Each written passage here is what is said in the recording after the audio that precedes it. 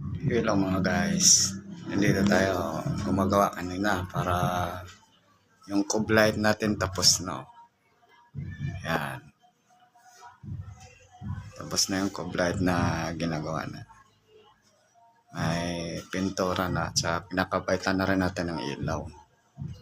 Tapos ito yung kinabit ko kanina sa ito yung wall ilawan natin para maliwanag. Yung wall mounted. Yan. Yan. Inabit natin yan kanina. Kaso lang kulang pa mga guys. Kulang pa yung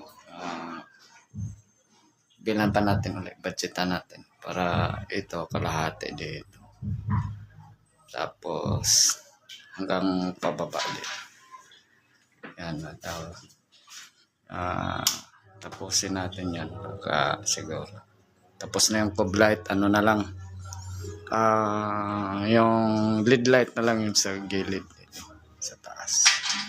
Yun natin, kakabitan na natin para ayos na. Unahin ko muna itong wall mounted tapusin. Okay, dito na lang tayo mga guys. Maraming salamat po at ingat tayo palagi.